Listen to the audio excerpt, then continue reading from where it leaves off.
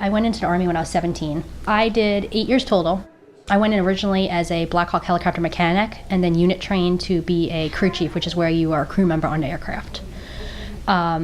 And I did 2 deployments in Iraq, and I also did a year peacekeeping in Egypt. And when I was a crew member on the aircraft, I served in a medical evacuation unit.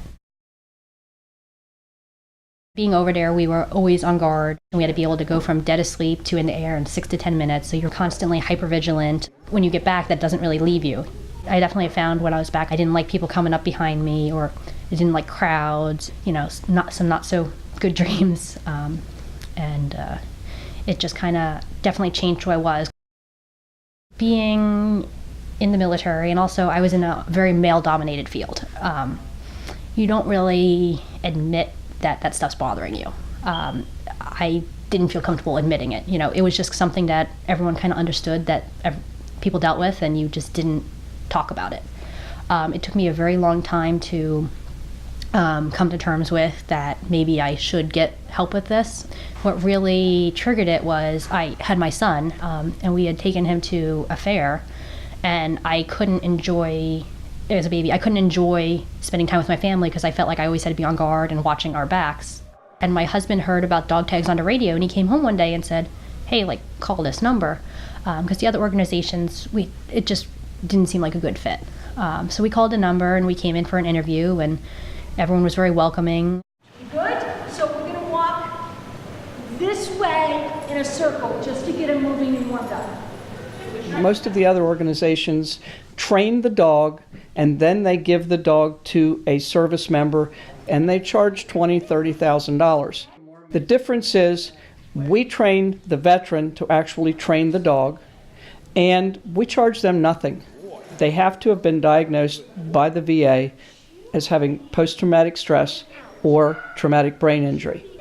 And once they've been diagnosed with those, they have to be service-related. Some of them, it is their own dog. But some of these dogs are rescue dogs. And it's just, when that rescue dog and that rescue man or woman, when they're together, you can just see the bonding that takes place, that they don't want to take their eyes off their person. And when that happens, we know it's going to be a fit.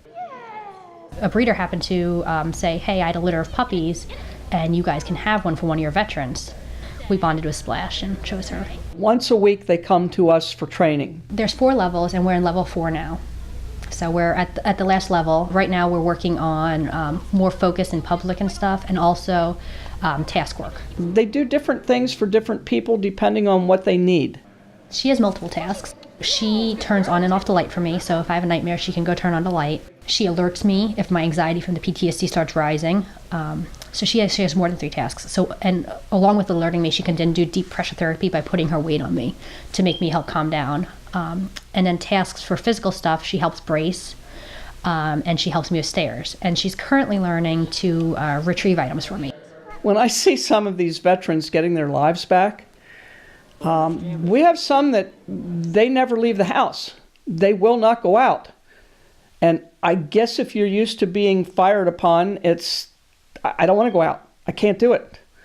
So now with the dog beside them, some of the veterans have said, everyone's looking at the dog. They're not looking at me anymore, so it's okay. And they've got their lives back. They can go places, do things, and it's just makes me feel good.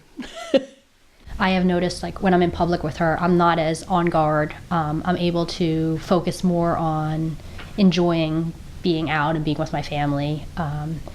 She senses if I get anxious and stuff, and she'll let me know, and she can come up and put her weight on me. There's nothing wrong with having PTSD. I still deal with some embarrassment from it. It's not something I widely put out there a lot of times. But I really feel like getting help is the best thing I could have done, because it's helped me to manage my symptoms and really be able to enjoy life again.